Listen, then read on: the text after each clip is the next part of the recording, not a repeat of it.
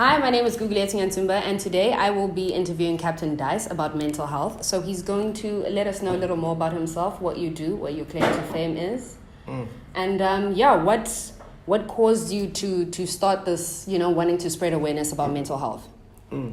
I realized that I was in a position of power as a musician, as people listen to my music and I feel like it motivates them to do something about their life or about themselves. You feel me? Mm-hmm. So people being like, yo, bro, what's up? Like they try to figure out why I'm starting this campaign or why I cut my dreadlocks, or I've been receiving messages because they know me to be a trap nigga, a trap star, all about this life. So I took back to myself and listened and spoke to myself like, yo, because everybody's turning deaf ear to mental health, and even the government is turning the ears to the mental health. But there's really... Can I interject? Before you continue explaining, do you want to explain to us what mental health is? Because I'm sure there's some people who aren't quite understanding what it is you're speaking about. Mental health is a state of well-being. Yeah. Like your mind state and how you, as an individual, how you affect or reason with people in life, or how you can undo walks of life, like this normal stress of life. Yeah. What mentality is, and it's very important from your birth to the day you're gone, because the minute you lose your mentality or your sanity, you lose yourself. Yeah. So that is what mental is. There's so many dictionary definitions for mental health, but I'm not going to use the dictionary definition because my people, they don't know English and stuff. Yeah. So I'm going to use their layman what language. They understand. Yeah. So as long as you can wake up in the morning and feel good about yourself, and you feel like you're doing something good, successful, even though you face normal challenges, the way you react to challenges, it has to do with your mental ability. Yeah. So that is what mental health is about. And then as a rapper, because you touched on the fact that, you're a rapper and you've currently you've changed your look, and people are obviously very interested, and you're speaking out against mental health. You're speaking up about mental health, rather. As a rapper and having lived that life, how did that affect your mental health? What drive me, it was because it became so personal to me. People in my camp, like my brothers, my rappers, my trappers, my shooters, started losing their mind. Yeah. Post-traumatic stress disorder, anxiety, depression, a lot of shit.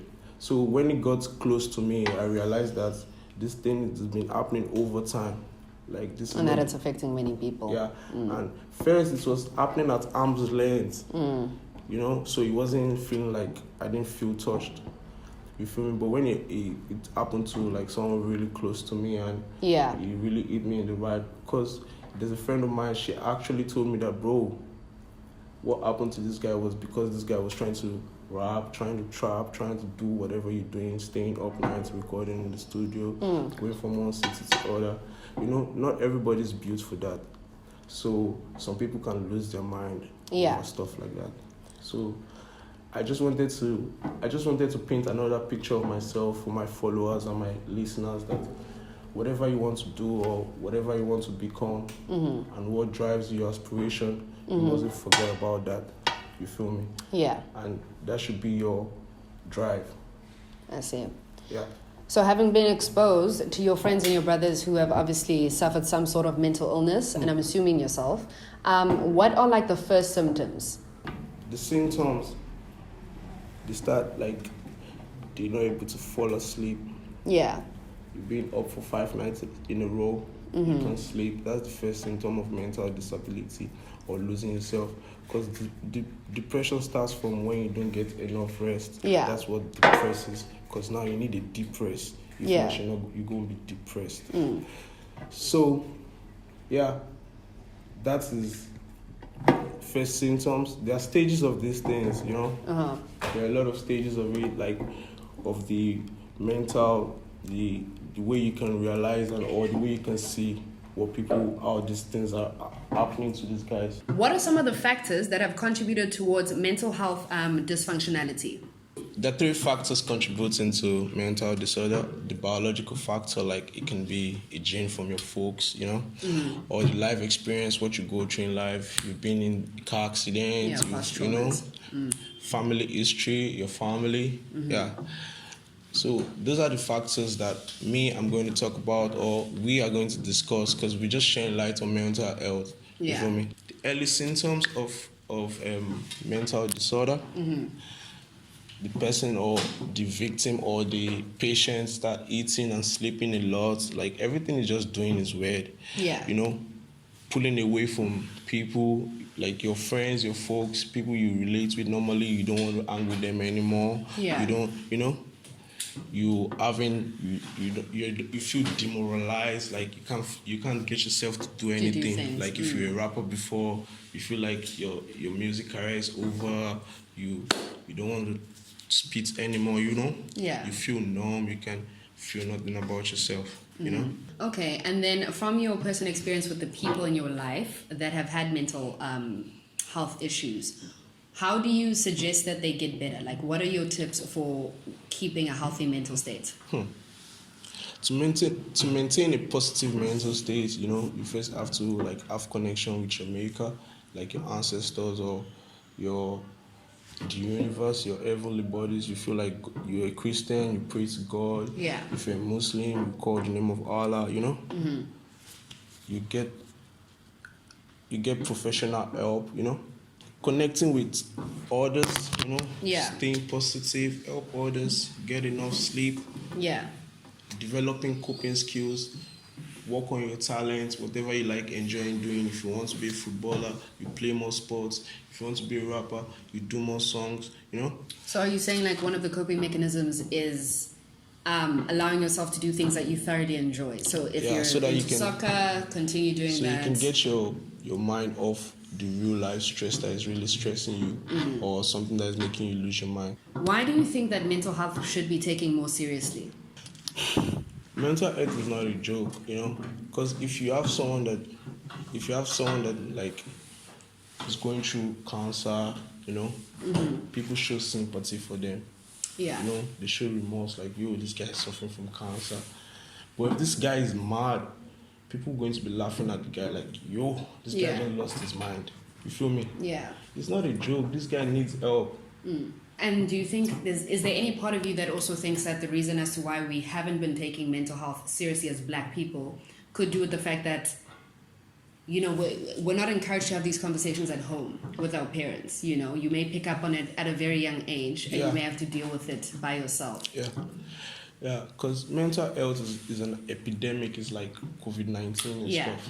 Yeah, and it's very common between ages 13 to 16, 21 to 26, and adults, everybody. You feel me? Mental health should be tackled at home, like you said. It should be tackled from home. Like, let people know that there are people going insane. These are the things that can make you insane. These are the things that can drive you out of your mind. Yeah. You feel me? Yeah. So Black people, we don't get a lot of enlightenment because we don't have people to show us the way. I'm trying to create this fundraiser or this non-governmental organization to help people that are overseas. They're not in their homeland. They losing their mind, because a lot of people lose their mind because of rent, because of basic things in life. So with you starting this fundraiser, are you doing that so that you can help people who are mentally ill? Like in terms of, like, you know, if they're in a situation and can't pay their rent that month? Not pay the rent. The fundraiser or the non-governmental organization is to be like a guardian. It's to guide them, I see, okay. Because let's take, for example, if you're a foreigner in a country where you don't have your folks, your family. Yeah.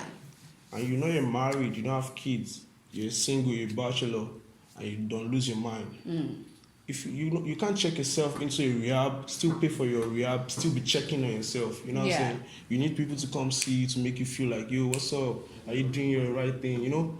So we are going to create like employment for people that are going to be guiding these guys. Anyone that come into our database as someone that don't lose his mind, suffering from post-traumatic stress disorder, anxiety, depression.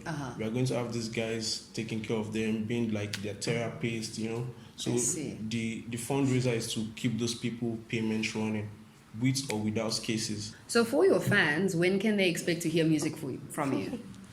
Yeah, shout out to my fans. They're the best in the world, though. Yeah.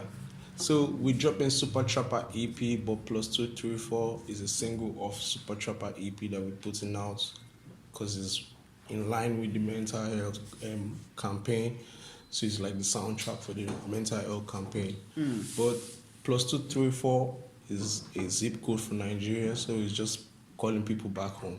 I see. Yeah, Super Trapper is dropping in August. Captain Dyse, you know, boom, standing on facts. Yes, sir. Thank you. I man, I head for like it's 95. I just pop a next pill, feeling like I'm geeked up. Crushing up the Molly tablets, really think that link up. Every day we sleep in darkness, that's just where we came from.